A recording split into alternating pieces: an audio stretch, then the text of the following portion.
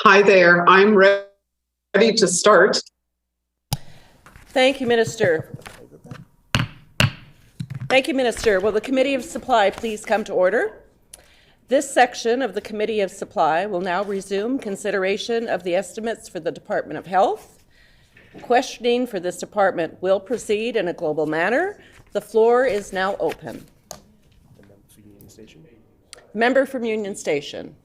Thank you so much. At this time, I would like to end the Committee for Health, and we can close things out.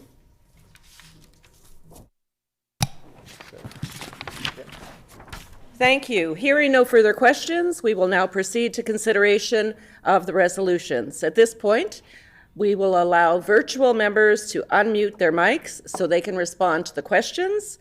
I will now call resolution number 21.2. Be it resolved that there be granted to His Majesty a sum not exceeding $18,302,000 for health policy, 18 billion. No, 18 million. 302,000. Okay. We'll start again. Sorry. Be it resolved that there be granted to His Majesty a sum not exceeding $18,302,000 for health policy and planning for the fiscal year ending March 31st, 2024. Shall the resolution pass? Pass. The resolution is accordingly passed. Resolution 21.3. Be it resolved that there be granted to His Majesty a sum not exceeding $15,189,000 for health insurance for the fiscal year ending March 31st, 2024. Shall the resolution pass? The resolution is accordingly passed. Resolution 21.4. Be it resolved that there be granted to His Majesty a sum not exceeding $28,572,000 for health, public health, for the fiscal year ending March 31st, 2024. Shall the resolution pass? The resolution is accordingly passed. Resolution 21.5. Be it resolved that there be granted to His Majesty a sum not exceeding $9,274,000 for health, performance, and oversight for the fiscal year ending March 31st, 2024. Shall the resolution pass? The resolution is accordingly passed. Resolution 21.6. Be it resolved that there be granted to His Majesty a sum not exceeding $4,338,825,000.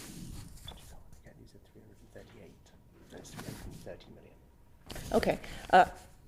I apologize. We'll start again. Resolution 21.6. Be it resolved that there be granted to His Majesty a sum not exceeding $4,330,825,000 for health, funding to health authorities for the fiscal year ending March 31st, 2024. So, shall the resolution pass? The resolution is accordingly passed. Resolution 21.7. Be it resolved that there be granted to His Majesty a sum not exceeding $233,511,000 for health, provincial health services for the fiscal year ending March 31st, 2024. Shall the resolution pass? The resolution is accordingly passed. Resolution 21.8. Be it resolved that there be granted to His Majesty a sum not exceeding $1,483,442,000 for health, medical for the fiscal year ending March 31st, 2024. Shall the resolution pass? The resolution is accordingly passed. Resolution 21.9. Be it resolved that there be granted to His Majesty a sum not exceeding $442,899,000 for health, pharmacare for the fiscal year ending March 31st, 2024. Shall the resolution pass? The resolution is accordingly passed. Resolution 21.11. Be it resolved that there be .11. Did I miss one? 2210. Yep. I don't have 10 here. Okay, just pause for 1 second. I can read that.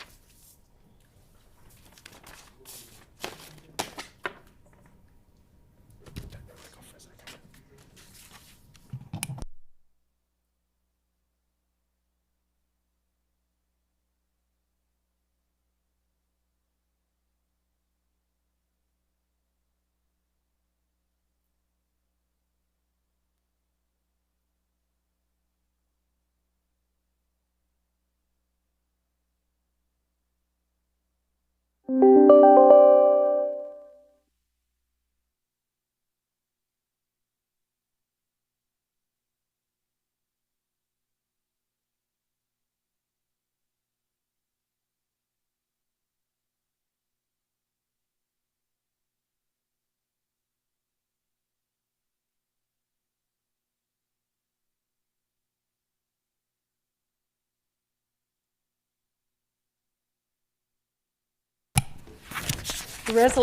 Resolution 21.10.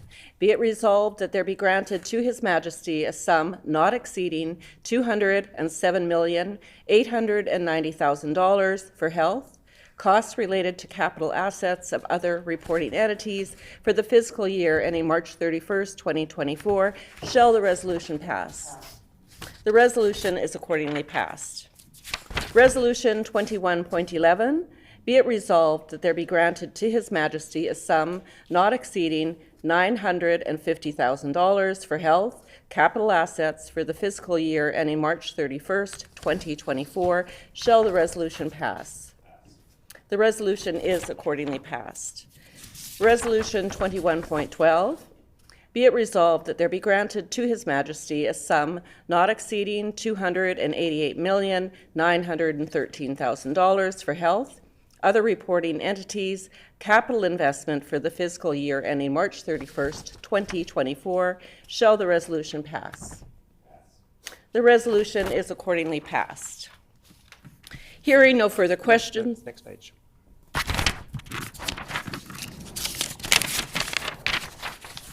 The last item to be considered for these estimates is item 1A, the minister's salary, contained in Resolution 21.1.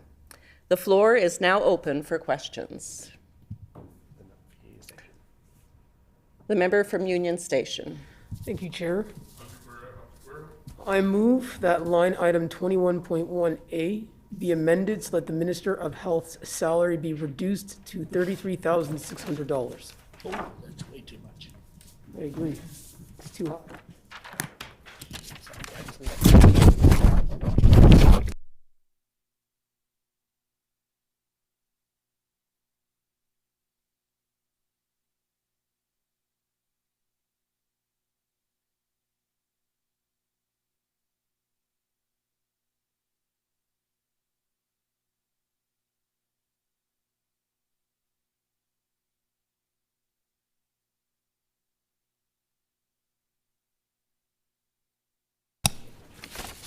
It has been moved by the honorable member for Union Station that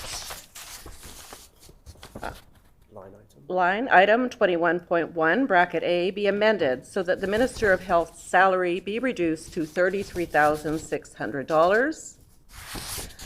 The motion is in order. Are there any questions or comments on the motion?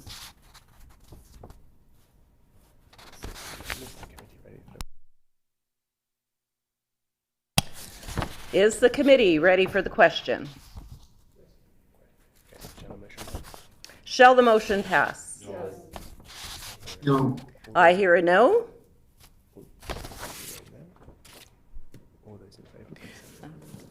All those in favor of the motion, please say yay. Yay. All those opposed to the motion, please say nay. Nay. In my opinion, the nays have it.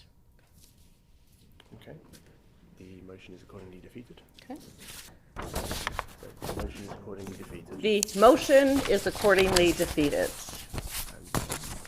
Move to one side. This No, completes.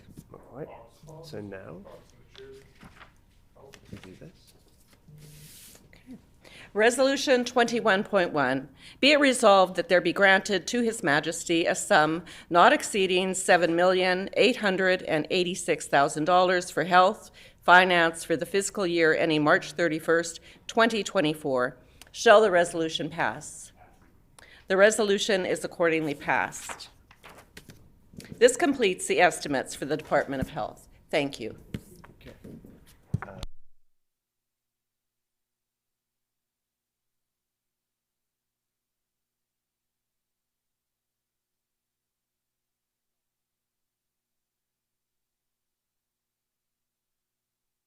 Question to the Committee of the House. I'm suggesting we take a 10-minute recess before we start the next Committee of Supply.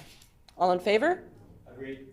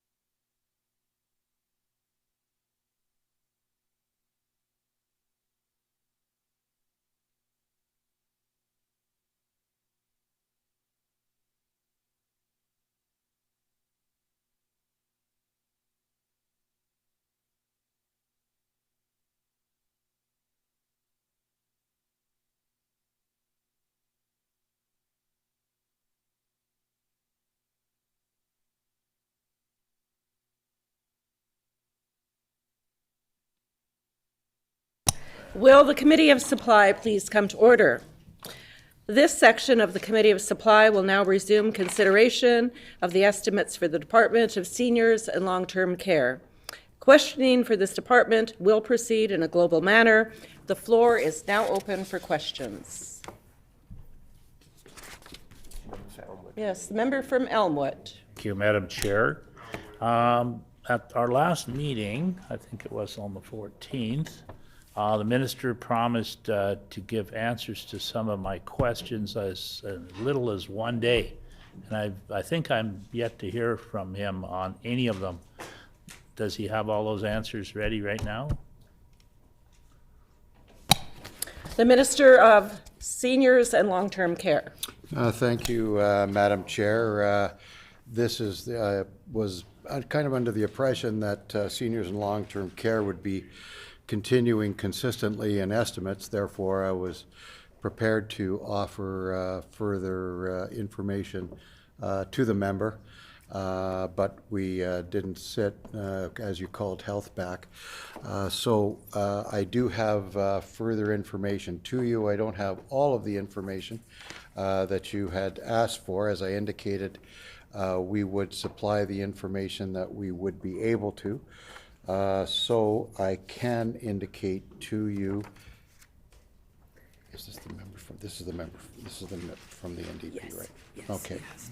So the question that I have right now to be able to refer further information to or indicate further information to was question 2 was in regards to department vacancy. We have 1 vacancies and we are moving to fill it. The vacancy, bless you. The vacancy is a term position, junior policy analyst. So that was the question in regards to department vacancies. Question number 3 and 4 was in regards to home care vacancies. The home care vacancies for staffing are as follows.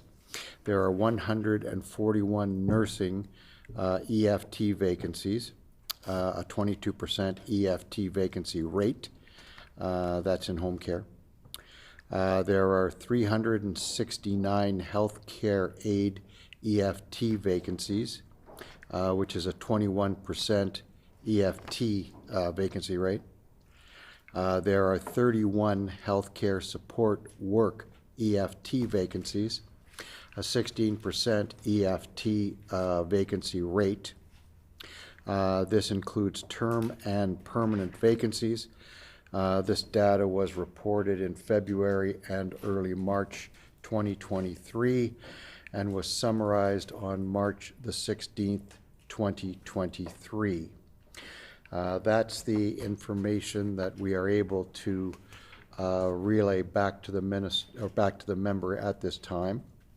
And question number 5 was? To do with the budget being 2/3, and I think that was John Gerard's question. Okay, I do have a question number 5, which I'm able to indicate as per the question from the member from River Heights, but I can hold that answer until the member of River Heights is ready to speak, or I can answer it right now at your wish. Answer it right now. Okay. Number 5 was when you are looking at the efforts for seniors and we combine long-term care and home care, it's my understanding that the allocation is about 2/3 for long-term care and 1/3 for care home. Can the minister confirm that this and tell me whether or not that's the kind of balance that he's anticipating in the future? That was the question.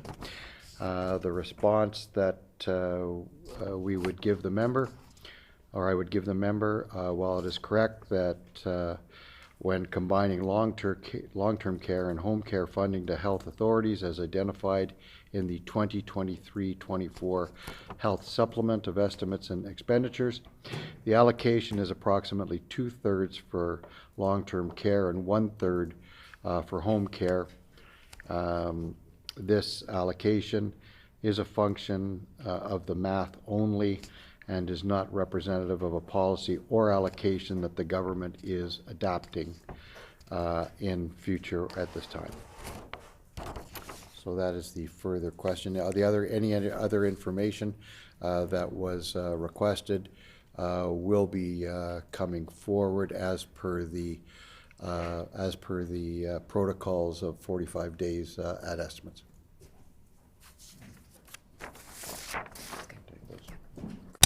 Thank you, Minister. Any further questions from the floor? Oh, the member from Elmwood. Well, thank you, Madam Chair. I'd like to ask the Minister if he could provide us with a copy of his mandate letter.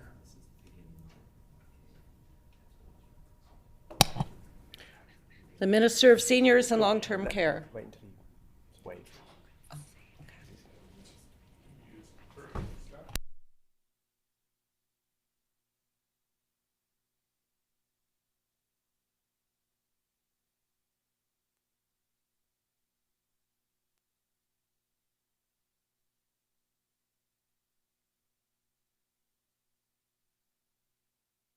Thank you. The Minister of Seniors and Long-Term Care.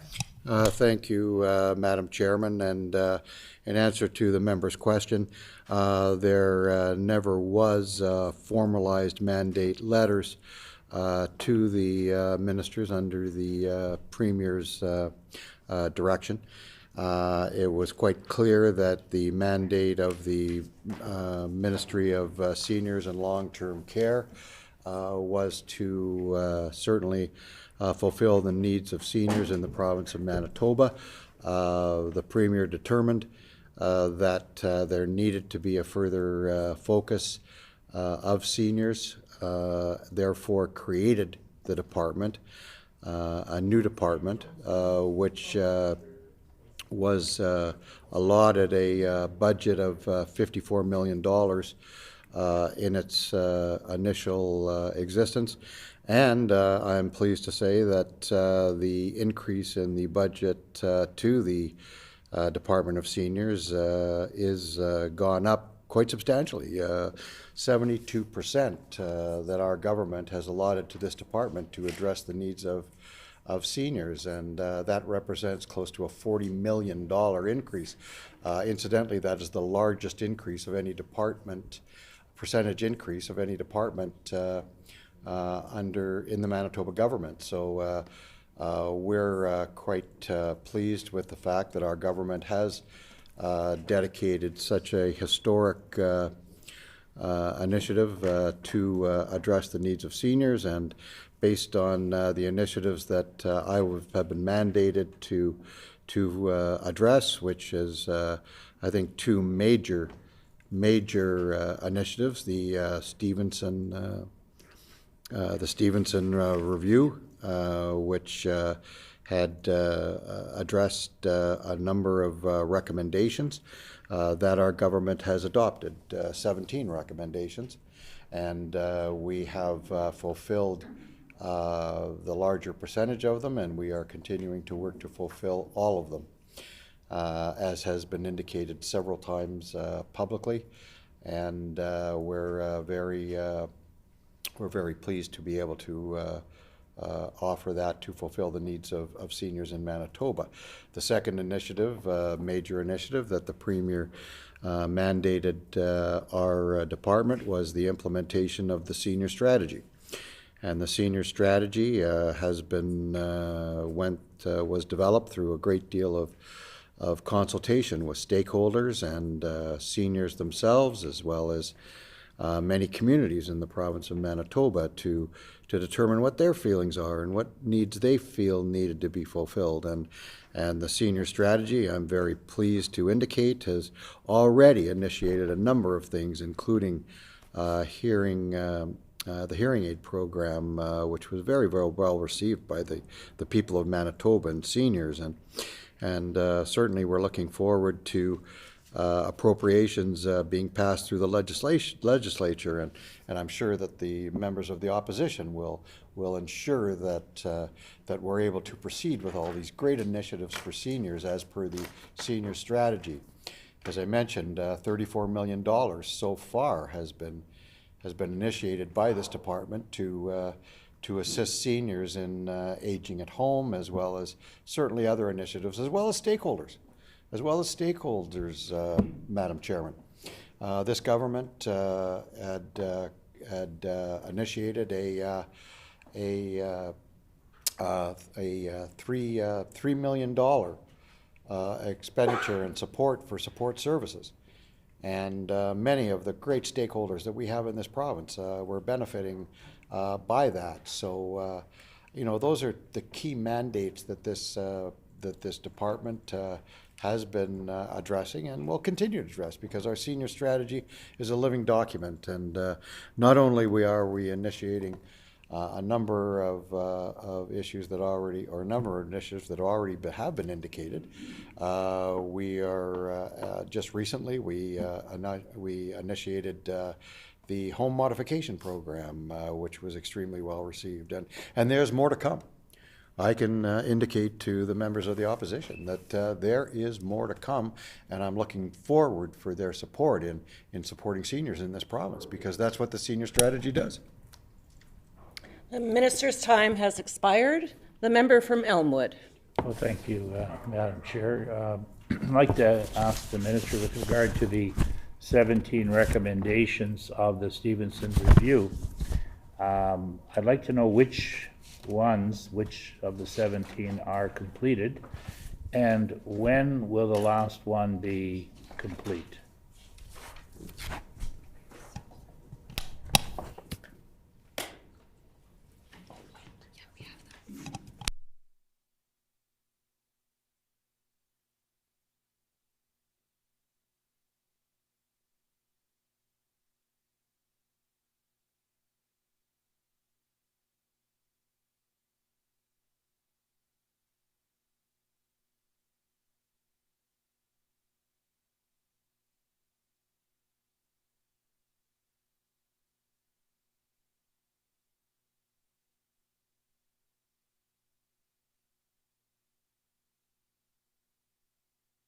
The Minister for Seniors and Long-Term Care. Well, thank you, Madam Chairman, and we're very pleased with the progress that we've made in regards to implementing the recommendations of the Stevenson report. And we have allotted $15 million on our initial announcement in regards to fulfilling our obligation as far as being able to fund so that we can proceed with trying to fulfill the obligations of the seniors report. If you don't allot the expenditure to be able to fulfill those goals, then you can't fulfill those goals, and that's what we did. We brought forward an announcement of $15 million, and I can go through the initiatives that qualifies that. And as a matter of fact, also too, Madam Speaker, or Madam Chairman, we had also further to that. I believe that $15 million we had brought forward in an announcement in April of the year, and subject further to that, we also announced another $16 million to again fulfill the obligations, which was a $31 million investment for the Stevenson recommendations. And I would remind the member that when we brought these initiatives forward, they were budgeted, and the opposition voted against it. The opposition voted against all these initiatives that were brought forward to enhance seniors in the province of Manitoba as per the Stevenson recommendations.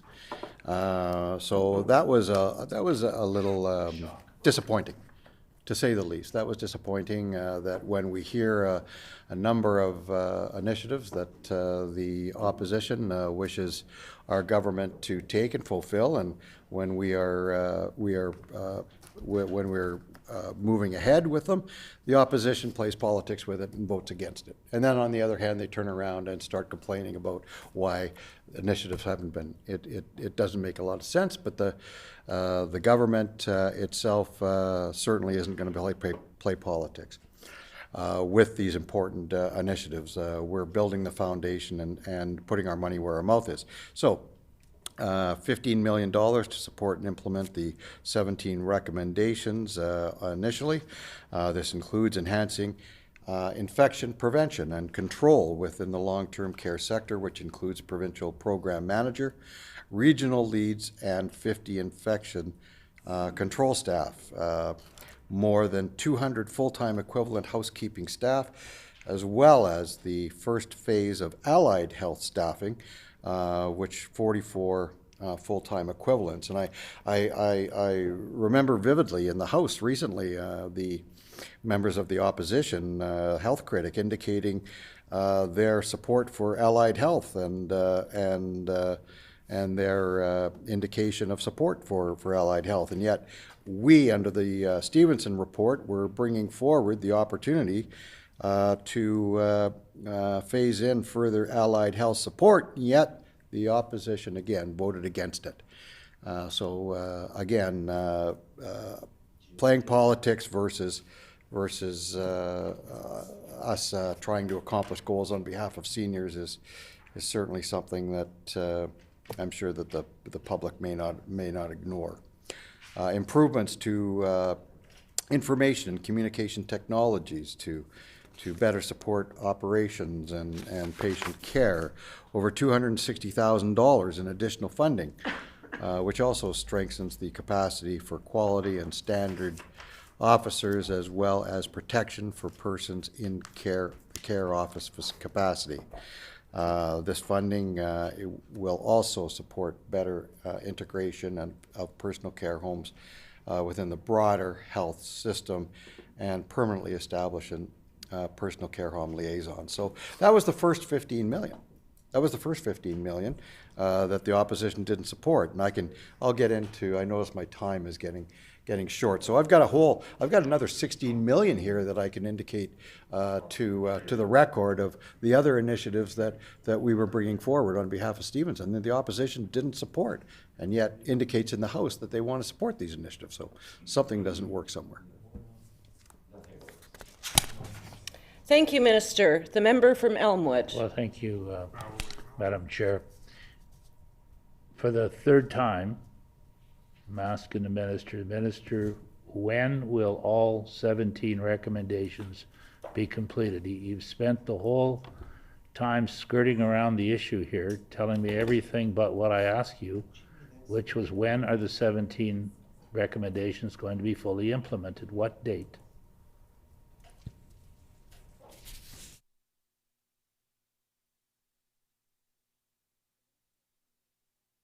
The Minister of Seniors and Long-Term Care. Well, thank you, Madam Chairman, and the member brings up the Stevenson report and the recommendations coming out of the senior support. So I think it's a very valid opportunity to continue to delve into exactly what the Stevenson report was all about, and the recommendations that were coming out of the seniors report. And certainly all the initiatives the government has taken and the government will continue to take. Fortunately, we have a majority, and we will continue to pursue these initiatives even though the opposition voted against them.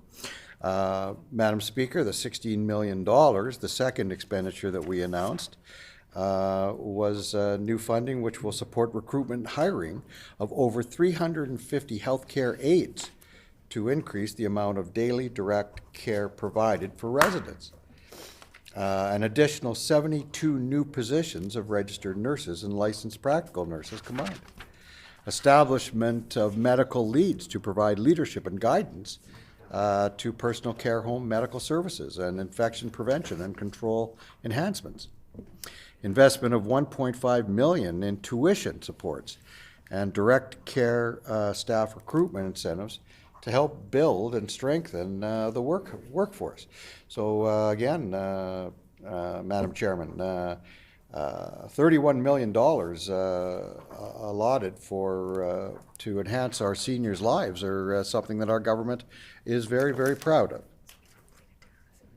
So as I mentioned, we have completed 10 of the 17 recommendations, and we continue to pursue and will fulfill our goals in meeting the other 7 recommendations, which the department, along with health, continues to work on. We are certainly challenged, as are all governments of this country, to come to terms with ensuring that we're able to fulfill staff obligations, and we are working very diligently to try to meet that obligation. But in order to, it's like a house. So you build the foundation first, and then you work off the foundation to build the rest of the building, and that's what we've done. But again, the opposition didn't support that. They voted against it. Thank you, Minister. The member from Elmwood, thank you. Thank you, Madam Chair, and it took the minister probably 10 minutes anyway to answer my question, which was how many recommendations have been completed as of this point, and the answer evidently is 10. It doesn't take 10 minutes to say that, and the question is he doesn't know when the next 7 will be done.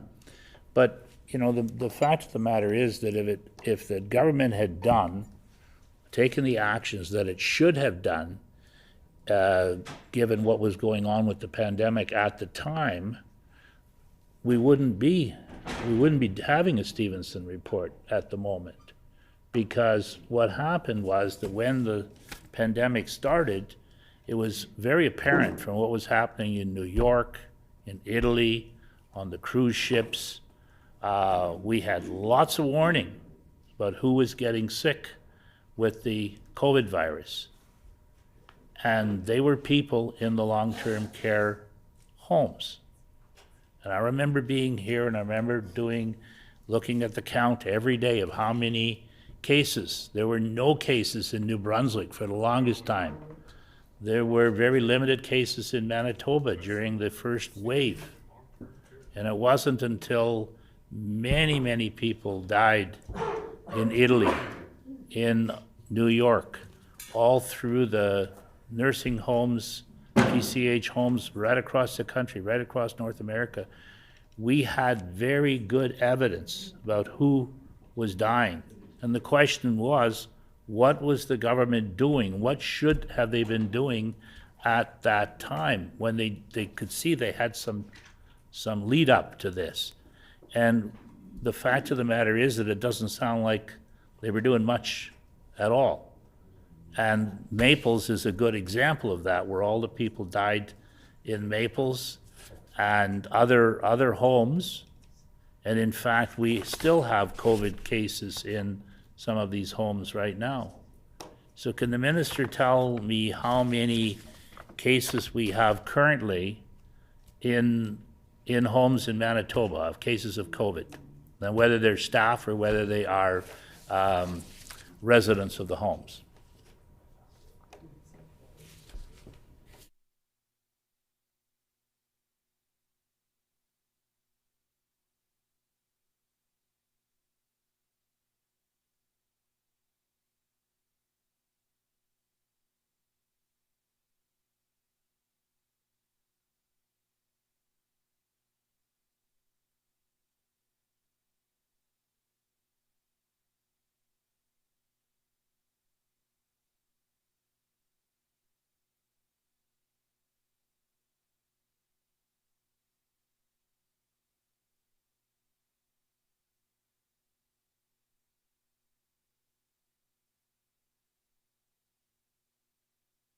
The Minister of Seniors and Long-Term Care.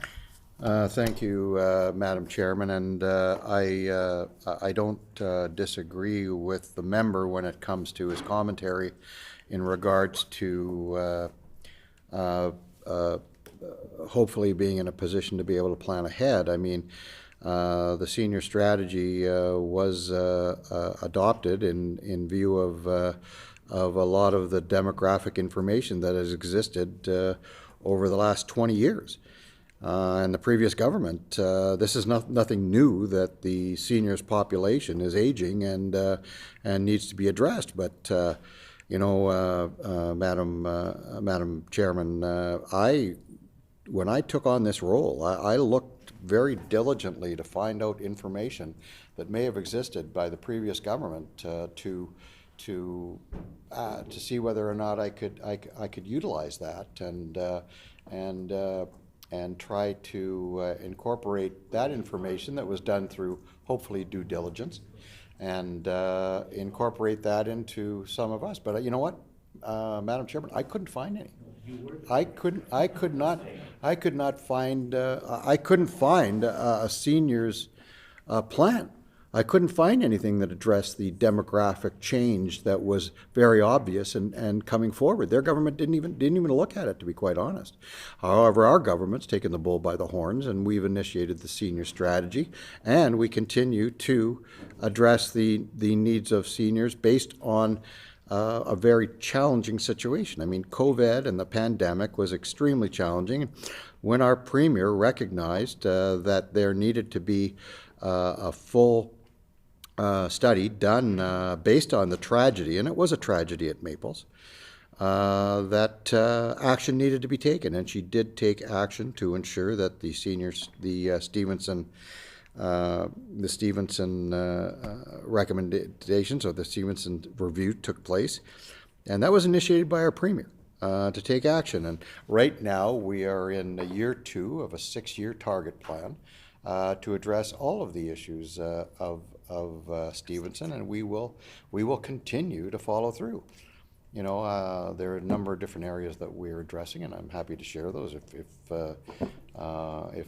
the member particularly asks about any particular component. I will be happy to try to answer his questions.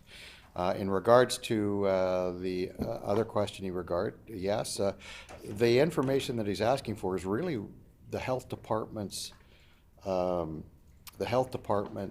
data. And there is a fair amount of data that would be considered to be somewhat exclusive to the Department of Health, and I would refer that particular question to the Health Department, or we can take that question under advisement and supply the information further as per discussion with the Health Department. Thank you, thank you, Minister. The member from Elmwood. Thank you, Madam Chair. Well, the fact of the matter is that 2 wings of Betania are in lockdown right now because of COVID. I simply asked the minister to tell me how many other cases of COVID in the homes is active right now. Like, how many other wings of homes are being locked down? I would think he's the seniors minister. He would know this on a daily basis as to what the COVID situation is, given that all this money that he's talking about spending right now is all about keep trying to help with the situation with COVID, right? And he doesn't seem to know what is going on in these buildings. You know, I would ask the minister. I know we're talking about. Well, I'll just let him give me an answer on that one first, as to how many cases of COVID are in the buildings right now.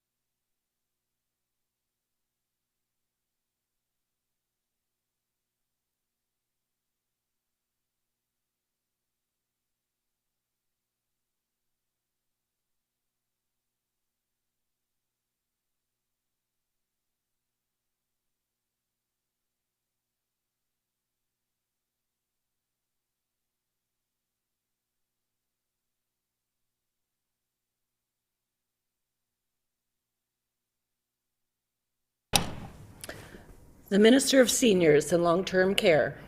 Thank you, Madam Chair, and the member references that our department is charged with a number of initiatives, and the member is correct. I'd indicated a number of responsibilities, a number of initiatives that this department is taking forward based on its budget, which was a 72% increase to our government recognizes to help the seniors of Manitoba. We will continue to do that. But our government is a government of the whole.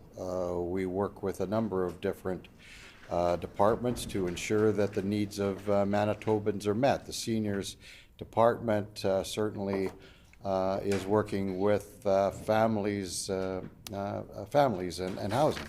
It's working with finance. It's working with the health department. We work with a number of those different departments. But as far as getting into the actual detail of those governments' responsibilities, we don't always have that information.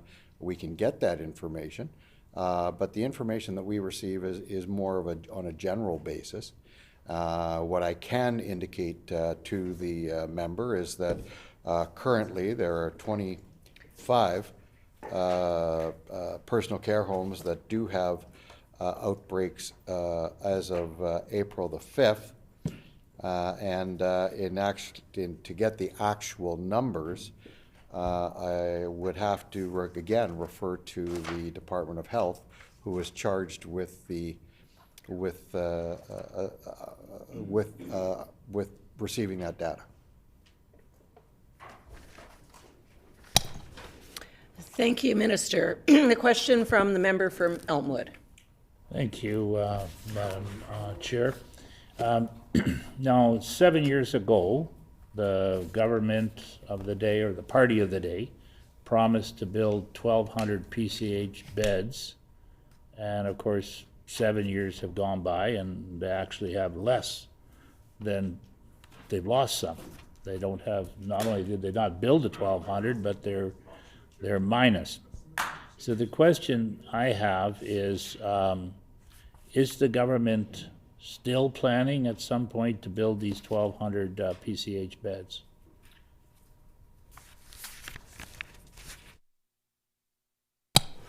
Thank you. Excuse me. Minister of Seniors and Long-Term Care. Well, thank you, Madam Chairman. And the question in regards to is there going to be expansion of personal care home beds in the province of Manitoba? The answer to that is emphatic yes. We, as a government, continue to review the needs of seniors Manitoba, and we have identified and done our due diligence to determine what those needs are. And I can indicate to the member, as I've indicated to the House on a number of occasions, that this government is in planning and design of personal care home requirements. And we will be certainly proceeding to fulfill the obligations of increased personal care home requirements and needs of Manitobans. So I am indicating to the member, yes, we are going to be proceeding with expansion to personal care home beds in Manitoba. As a matter of fact, Madam Chairman, when we do our due diligence, we don't only look at yesterday, like I think the opposition does. We look at today and we look at the future. And we take a great deal of advice, certainly from the government professionals who identify where needs are within the province of Manitoba.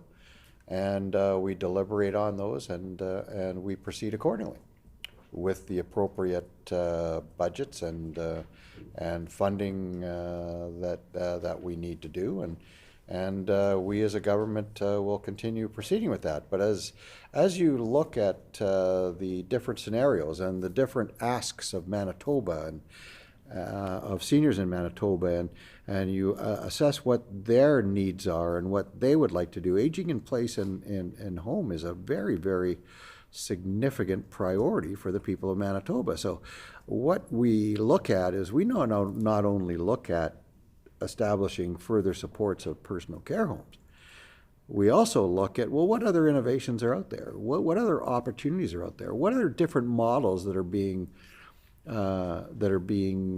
implemented in other places? And so we do our due diligence when we look to satisfy the needs of Manitobans. And the member indicates, are we going to proceed with expansion? The answer to that is yes. Are we looking at innovation further to that expansion? The answer to that is yes. So I can tell you, I've heard the Leader of the Opposition on occasion indicate that his support for further expansion of personal care home beds, and I'm sure that the Leader of the Opposition will be thrilled. He'll be absolutely thrilled with the innovation that we're also bringing forward with regards to further fulfilling the needs of our seniors that are looking for care. So rather than have the opposition play politics with this initiative, which will be coming forward, I can assure you of that, it's my expectation that the opposition will support it. Not play politics with it, but support it. Thank you, Minister. A question from the member from Elmwood. Thank you, Madam Chair. I'd like to ask the minister then, how many, he talks about his planning and design phase that he's in right now. How many beds, PCH beds, is he envisioning in this planning and design initiative at the moment?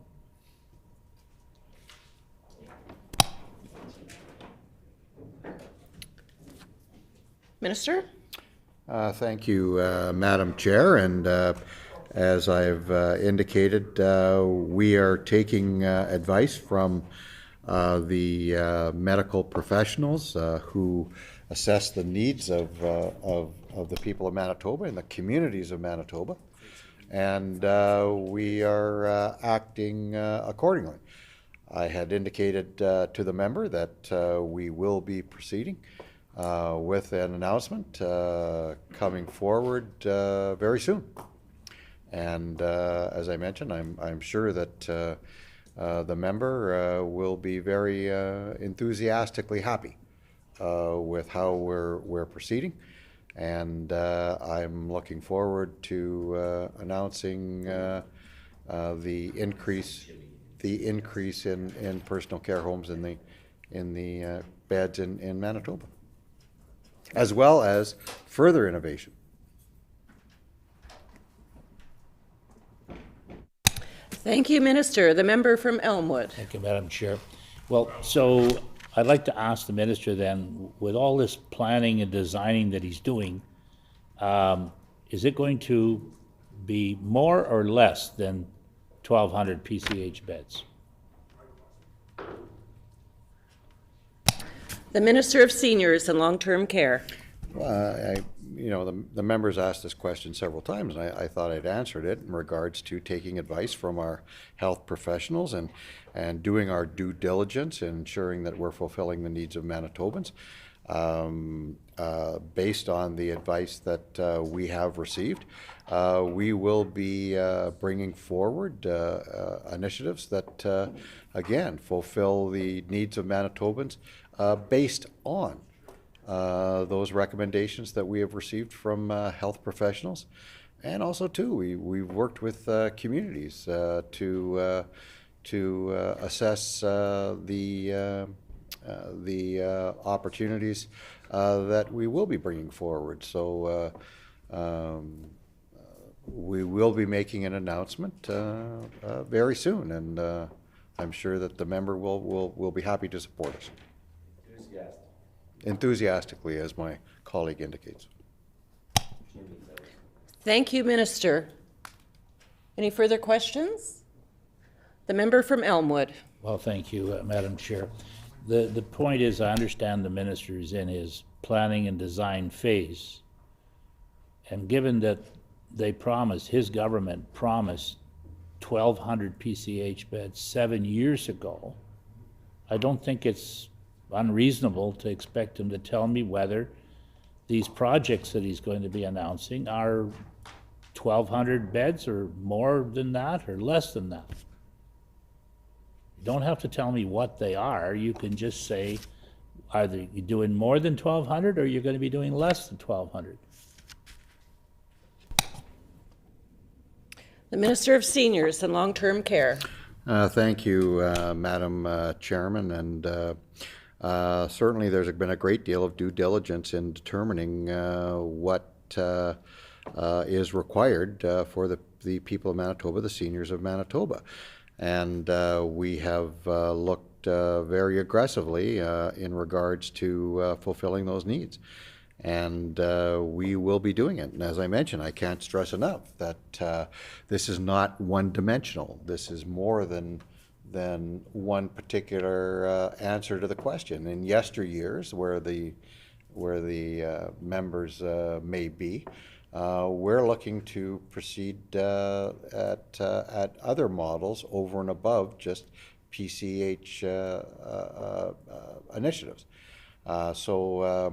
We will be coming forward with an announcement that addresses not only fulfilling the goals that we plan to address with the traditional methods, but also, too, we are going to be proceeding to indicate that we are taking some very innovative steps to ensure that we continue to fulfill numbers. I'm sure that the member will be very happy to support those numbers when we bring them forward. Thank you, Minister. The member from Elmwood. Thank you, Madam Chair. Prior to 2016, when the Conservatives were in opposition in this province, they consistently promised a new PCH home in Lac du Bonnet. And they promised that over several years.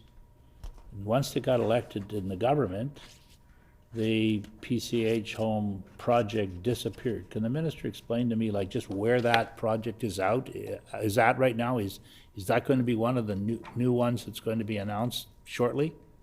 Or is it, like, just off the list at the moment? The Minister of Seniors and Long-Term Care. Thank you, Madam Chairman. And you know, the community of Lac du Bonnet is very, very fortunate. They have an excellent MLA who represents them there, Minister Owasco. And certainly he has been very, very close to his community, and certainly he's always expressed the needs of his community to our government. And when this government was deliberating, and I had the opportunity to address this with my caucus and our cabinet, many MLAs that brought forward a number of needs that they felt that their communities have. We were very forward and open to have discussions about those needs. As a matter of fact, the member can take a great deal of peace in the fact that we not only looked at some of the areas that are certainly represented by our caucus, we also looked at a number of different areas that were represented by the opposition. I mean, this is not a government initiative, this is a needs initiative.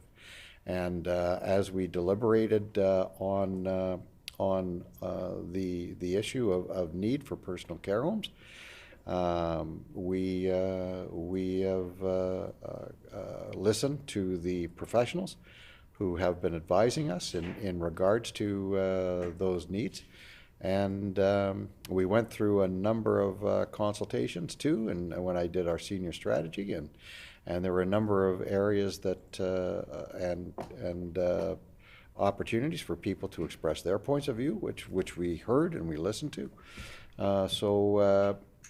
We took into consideration a number of different issues and a number of different concerns and asks from a number of different communities, and as we took those into consideration, we developed how we were going to proceed with an expansion of personal care homes.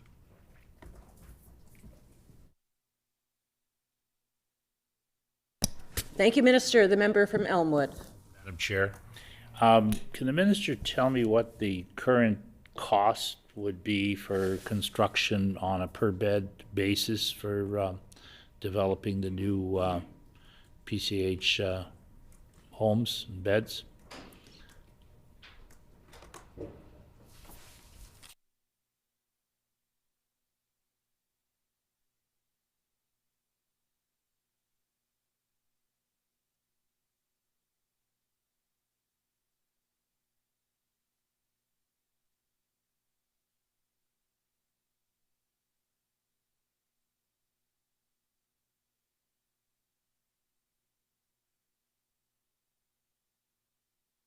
Minister of Seniors and Long-Term Care.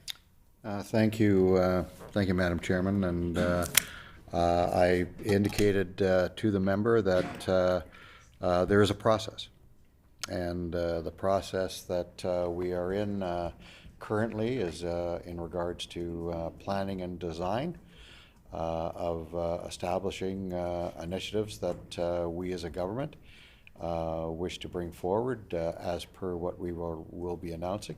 But the question that the member asks is really still a part of the planning and design process that we continue to work through.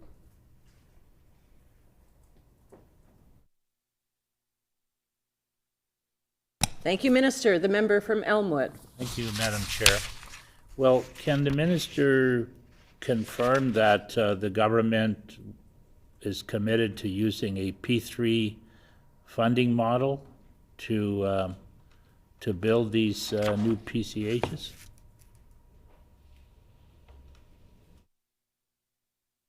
The Minister of Seniors and Long-Term Care.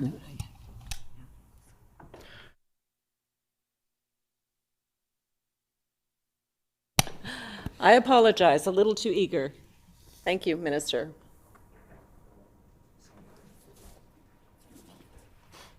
Enthusiastic chair. Yep.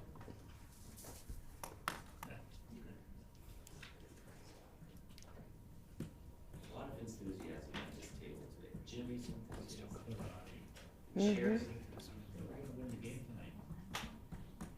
Saving my energy. What time does it start tonight? 9 o'clock. Mm. Is that it, 9 o'clock? 8:30? Dinner tonight, I'm way too early to try to rush everybody.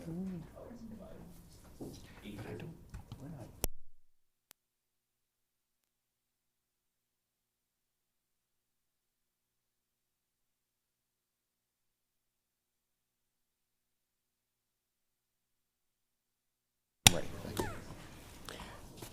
The Minister of Seniors and Long-Term Care. Thank you, Madam Chair. At this particular juncture, I think that the same answer in regards to where we are in the process is relevant. We are in planning and design of the initiatives that we plan to bring forward and announce to the people of Manitoba.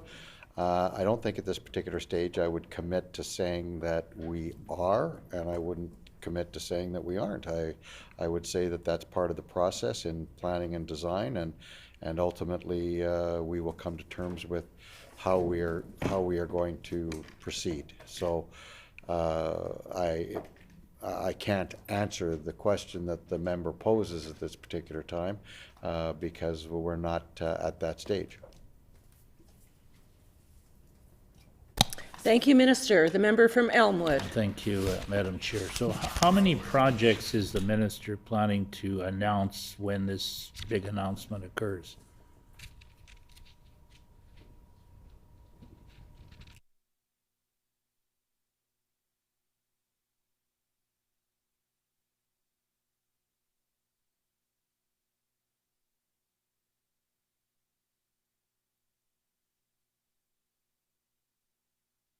The Minister of Seniors and Long-Term Care. Thank you, Madam Chair. I'm extremely enthusiastic about the diligence that our department has done, working with the other levels of government, coming to terms with how are we proceeding, and to indicate at this particular time the communities that are being confirmed is really inappropriate. I don't think I'd bring forward the information before we have further discussions with those communities that will be supporting these initiatives. Again, it's premature for me to identify them. The announcement, as I indicated, will be coming forward in the near future, and I'm sure that the member will be very supportive of all of these new initiatives that are coming forward by the government. Thank you, Minister. The member from Elmwood. Thank you, Madam Chair. Well, I'm going to make an assumption that the minister will be announcing a number of projects, even though he pretends he doesn't know how many, but that they will be some of them will look like the new model or the model in Holland, the low-profile projects. I'm making assumptions like that. I'm assuming that they're going to be looking at P3 models here, but I can't be sure of that. And there's a pretty big cost to building these beds, as the minister knows. I've been told as high as $400,000. So I don't know how many the government will actually make on its own and how many of them will be built under the P3 model. But and I understand why the minister's holding this off, because the reality is I guess they haven't decided when the election is going to be, and they want to give the premier enough chance to go out and announce them one by one. I would guess. I know how it works, but I would expect the minister would be a little more forthright about the rough number of beds that they're looking at building. But we're just going to have to wait and see when the premier gets around to making the announcement. So I would like to ask the member a couple more questions. He met with Mr. Eric DeShepper on Tuesday morning, and I just wondered how everything went with that meeting. Eric DeShepper is a constituent of mine and has approached me and has talked to has met with the minister, and I'm just hoping that everything is working out fine and that he's been able to help out to solve the issue, right? So I'd just like to know how things went on Tuesday. The Minister of Seniors and Long-Term Care.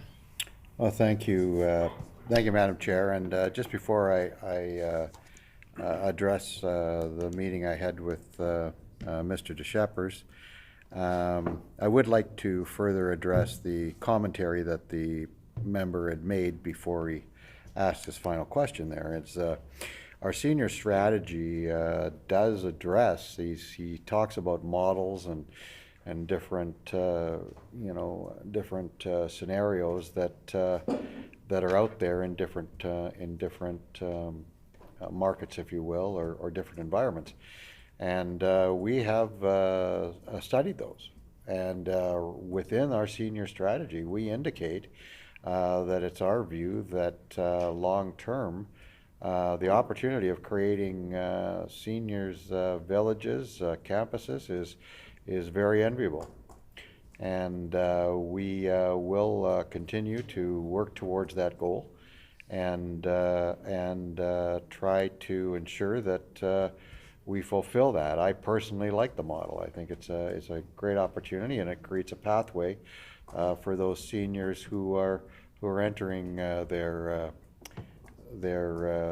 next cycle of life. I'm one of those folks because I'm over 65 at this particular time, and I won't speculate on the member's age, but I'm sure that he's very sympathetic to the fact that there is a path of life for seniors.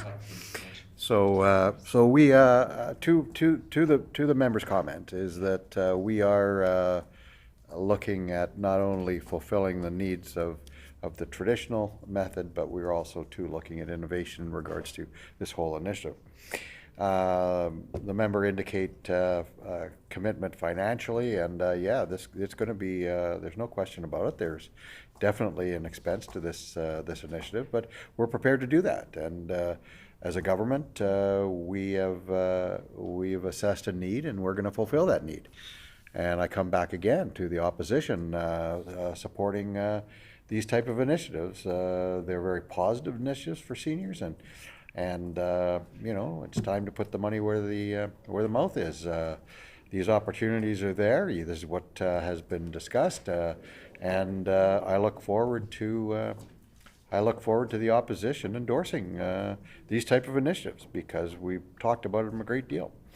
In regards to Mr. DeShepers, I was very pleased with the discussion I had with Mr. DeShepers. He's a gentleman. He's a gentleman, and I indicate that very genuinely.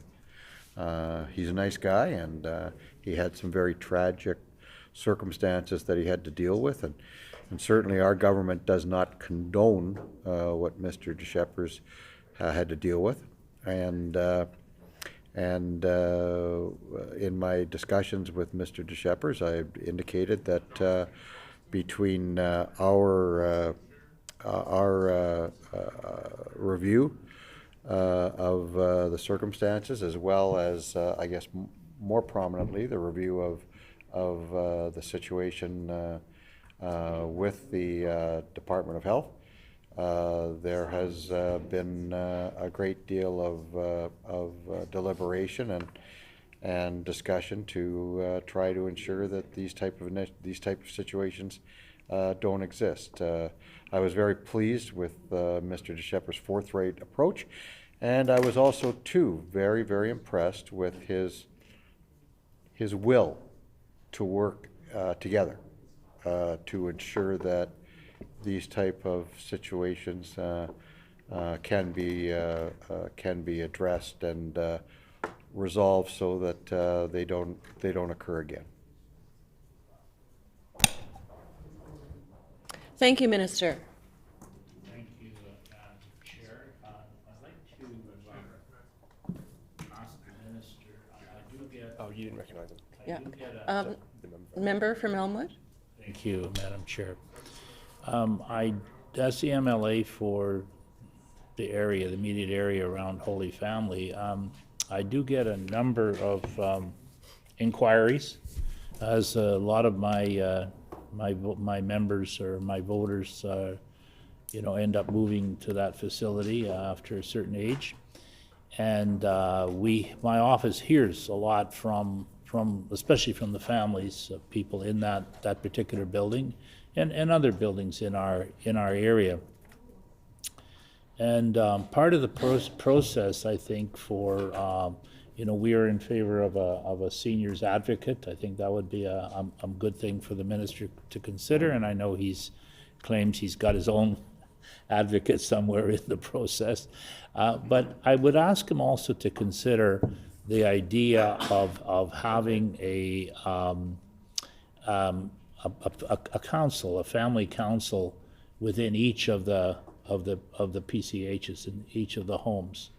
where you would have perhaps quarterly meetings, right? Of this committee, you would have a staff member on there, you would have a representative of the personal care home residents, right? Perhaps even one member from the residents themselves, but certainly the families of the residents.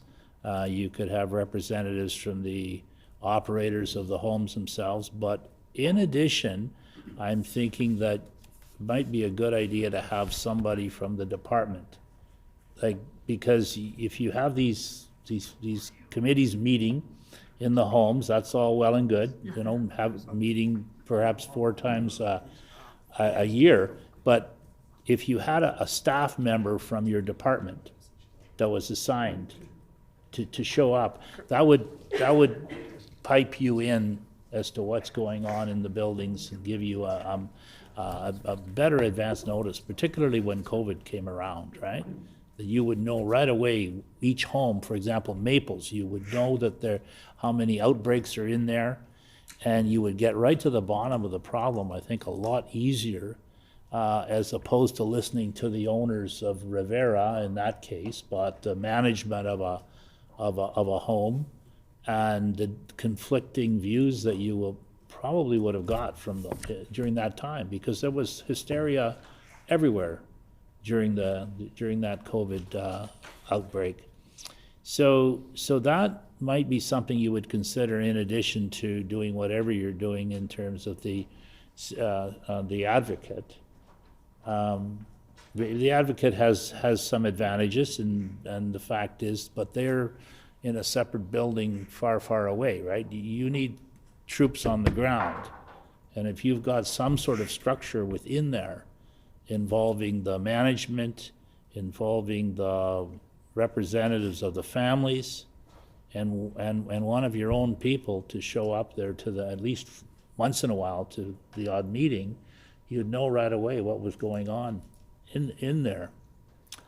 So I would hope you would consider that idea, and it could be worked on. I don't know whether you need legislation, because that could be arranged too, but whether you need legislation or not, or whether you can just simply do it through the ministry. But it would cut down, I think, in some of the calls that my office gets, you know, and well, my assistant is here, so he could tell you how many calls he gets. And I mean, obviously, since COVID came about, we're getting more calls than we were before.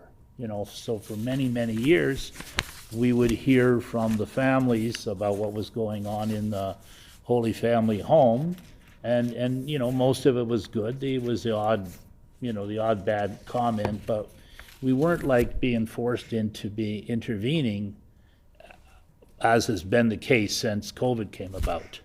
You know, that people are very upset in there because, you know, there's a downside to putting people into isolation. And right today, we have evidently two shutdowns or 2 lockdowns in one of the homes in northeast Winnipeg at the moment, right? So. Members' time has expired. Thank you.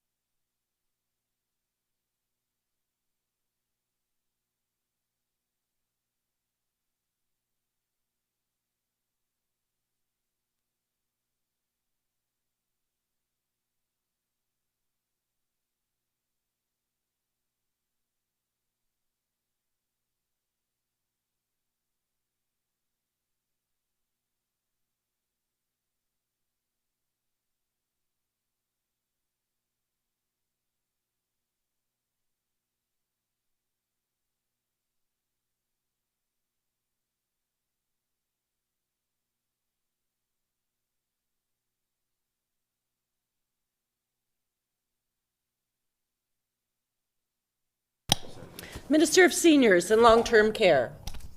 Thank you, Madam Chairman, and I'll take the member's suggestion under advisement. You know, as I recognize, as I think the member does, that as we went through the pandemic challenge, there were a number of areas that support areas that can be reviewed and enhanced. It would be my understanding that currently, right now, that there is regulation in place that does indicate that there has to be councils that are established within personal care homes. Those councils, the makeup of those councils aren't exclusive to families. It's residents on the council. Yeah, it's residents of the facility that are usually on the councils, or make that up, but there's no structure requirement. The requirement is that there are councils that represent the residents. So, but but to your point, I will, you know, I'll take that into consideration. Thank you, Minister. The member from Elmwood. Well, thank you, Madam Chair, and I would like to give the chair to, or give the time, 15 minutes time to the member for River Heights, and he's ready. The member from River Heights. My question is, in the funding allocation which the minister has received this year, is there money for additional staffing for personal care homes? And in the vacancy rate that was provided, if there was additional staffing, is that vacancy rate before or after allowing for the additional staffing?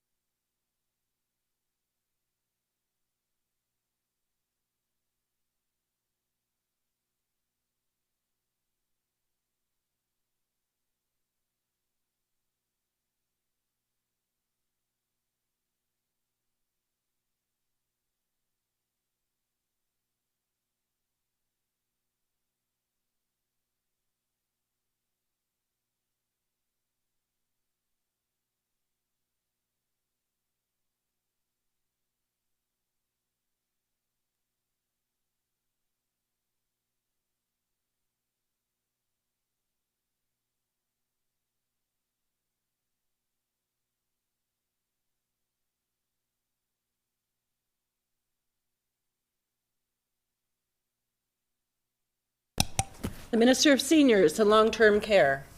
Thank you, Madam Chairman. In answer to the member's question, is that the money that had been allotted does include the vacancy rate. The extra monies that is being indicated would be over and above.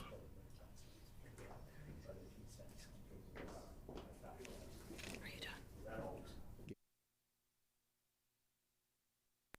Thank you, Minister. The member from River Heights. Yeah, the vacancies, I presume, are in staff in personal care homes. And that being the case, where there is a vacancy, can the operator of the personal care home use that money that's sitting there and is meant for a staff person? Can the operator use that money for other purposes?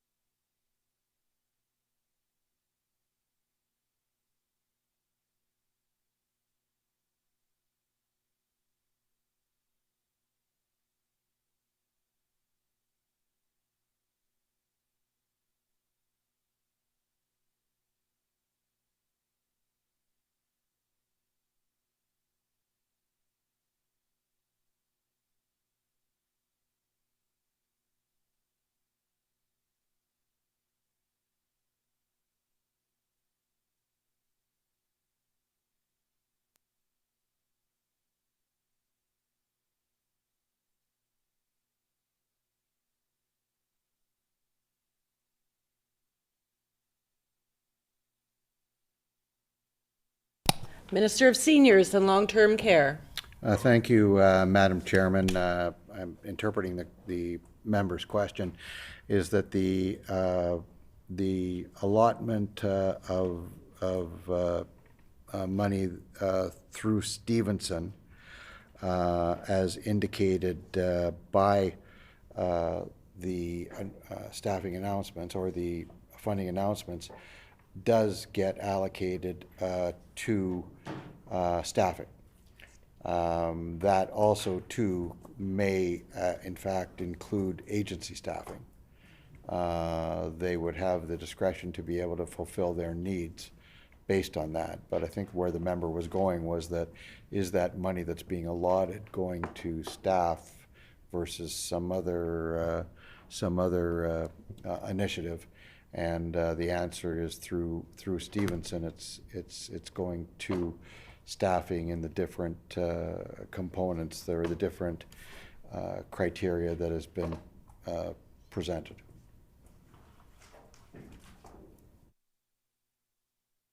Thank you, Minister. The member from River Heights. Yeah, the minister mentioned that there's 25 personal care homes with outbreaks as of April the 5th. I'm curious as to the current policy. Is somebody who's been in contact with a case of a person who's had COVID, is there any quarantine steps? And does this result in a shortage of staff in some instances because people have to quarantine because they've exposed to a person with COVID?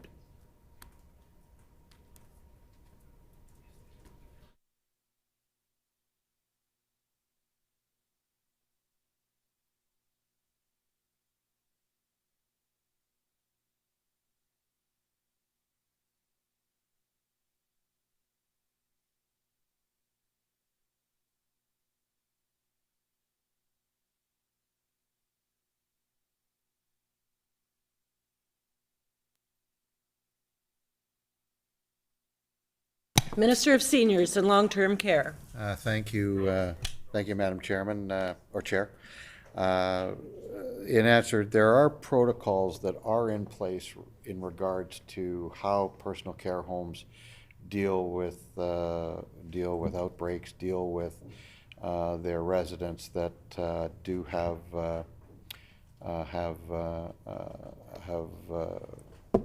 wound up with COVID or for that matter, influenza that would be quite significant, quite serious, as I'm sure the member realizes.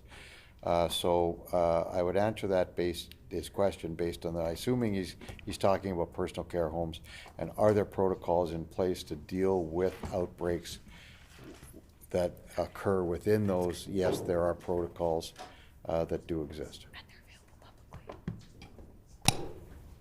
Thank you. Minister. Member from River Heights. The reason I had asked that is that when we were in the heat of the COVID pandemic, that if somebody had been exposed, a staff person had been exposed to a patient with COVID, then there was a requirement that the staff person quarantine for a while, and that resulted in shortages of staff. And I was just wondering whether that's changed. I want to just switch slightly and focus on the Stevenson report. And I'd like specifically to ask you about the recommendations which are not complete as of today. And if you could list those recommendations and tell us what the plans are to complete those in each case.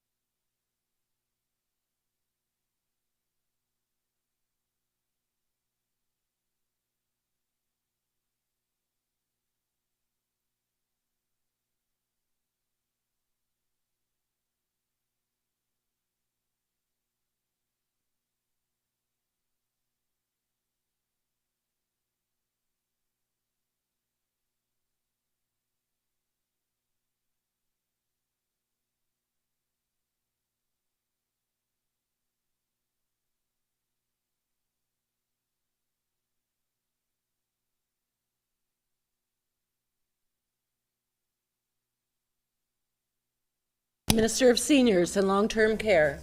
Thank you, Madam Chairman. And I'll address the quarantine issue that the member brings forward first. There are protocols in place in regards to how the Department of Health directs quarantine for staff. It's my understanding that there isn't any quarantine issues right now with staff. Does that compromise the overall operations? I would say that it's fair to say that there are some challenges that are brought forward based on staff not being able to do their jobs because they've been infected by viruses, but I can't indicate what the actual numbers are, although I'm of the understanding that there isn't any significant situations that exist right now in personal care homes where staff quarantine is a significant issue. In regards to the Stevenson recommendations, as I think I indicated to the member of Elmwood, we are proceeding to address the recommendations that are not fulfilled right now. I would indicate to the member that the primary challenge that we have in regards to implementing the recommendations is based on staffing ratios. And that's due to, again, the challenge to be able to bring a full staffing implement forward. We are currently continuing to address those needs, and we are climbing. I think, as the member has asked me in the House a couple of times, are in regards to the hours resident ratios. And I can indicate to the member that we initially started out on a 3.6 basis. And now consistently we're at a 3.7. There are some venues that are up to the 3.8, but that's not, I wouldn't indicate with accuracy that is across the board right now, because it's not. But there are some personal care homes that do have a 3.8 ratio. So it's our goal, it was our department's goal to try to come to terms with the 3.8 resident hour ratio by the end of this year, and we are on track pursuing that goal, but I can't confirm that our forecasts indicate that we're going to get there by the end of the year, but that's our goal. I would indicate to the member that further to, I'm sure his question will be, is the department interested, or is the department trying to fulfill a standard of ultimately a 4 or 4.1? The ratio, and we're in the second year of a 6-year program, or a 6-year initiative to satisfy the needs of the Stevenson report, and it's our plan to get to a 4.1 within 6 years. There's a lot of variables that may affect that, and again, if we can get there earlier, then ultimately our goal would be to get there earlier.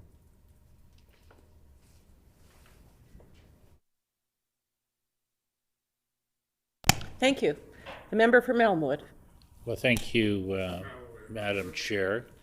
I was noting in my notes here, but not only the notes, but I know the minister did announce a version of the old critical home repair program, and I remember back in 1976, so it probably started around 73, something like that, but up until at least 77, when Sterling Lyon government won, the government of the day had we called it critical home repair, and it was, I think, up to $3,000 per senior, and a lot of the homes were in the North End, and it was for steps and things like that to keep people in their homes longer, and I always thought there was a wonderful program. But then it disappeared under Sterling Lyon, and then of course it came back under Neighborhoods Alive, and then it disappeared again, I guess when Brian Pallister came around, and then surprise, surprise, miracles do happen. Here it comes back, and the minister's calling it something else, but it's essentially the same program. So it's kind of interesting how, there's really not too many new ideas out there, We just simply borrow them, change them a little bit, call them something else, and reintroduce them as our own. So if the minister has some comments on that, go right ahead, and otherwise, I think we're ready for the final resolutions.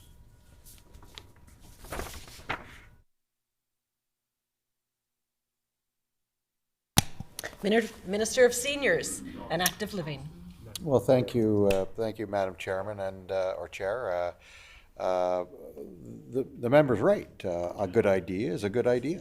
And home modifications to help seniors age at home longer is certainly something that our government is extremely supportive of. We recognize, again, I'd indicated earlier that we recognize, based on all the consultations that we've done with seniors and stakeholders, that people want to age at home as long as they can.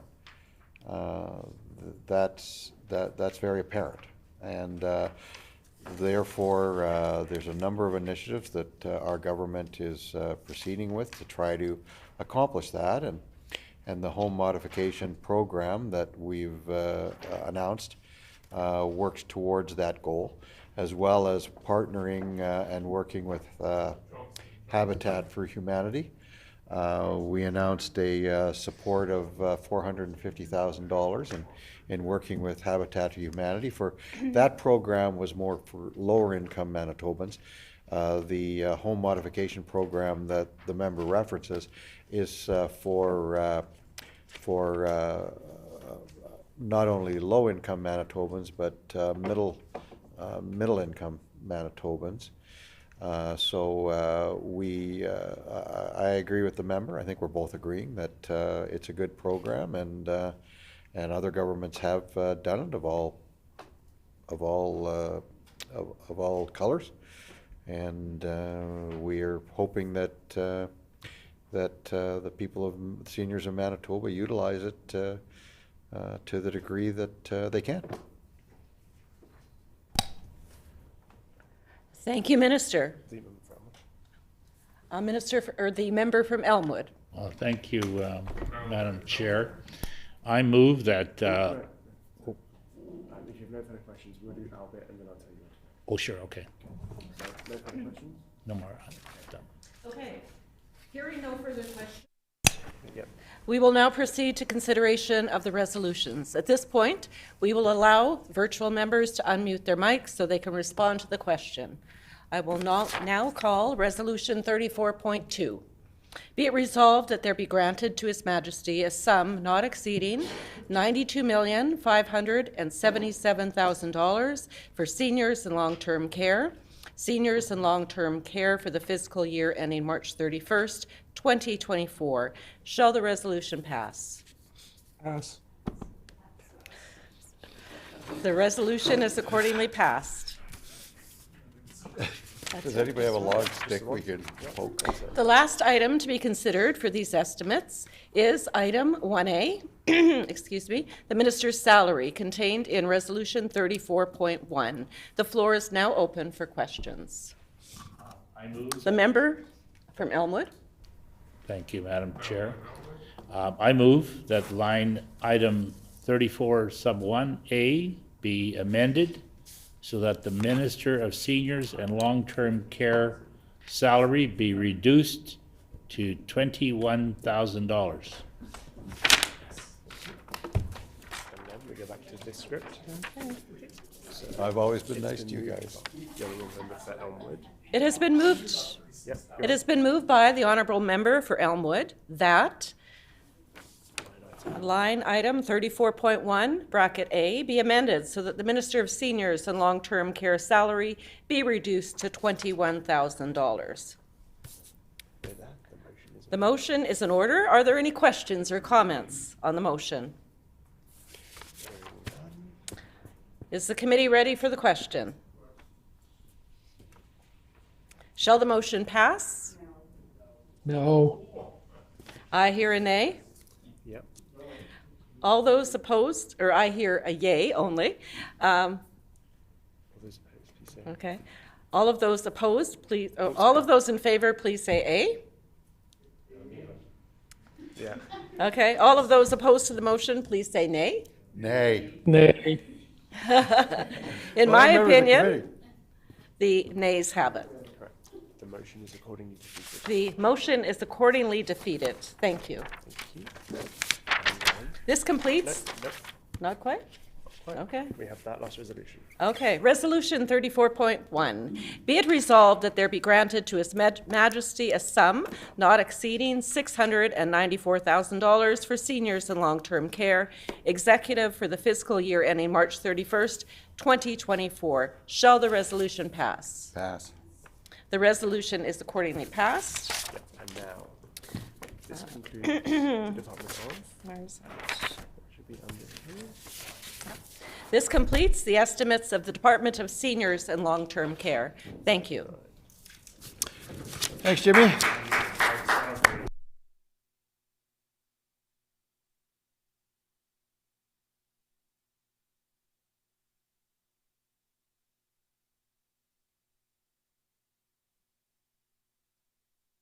Committee. The hour being 4:39, what is the will of the committee? Committee rise. Committee rise.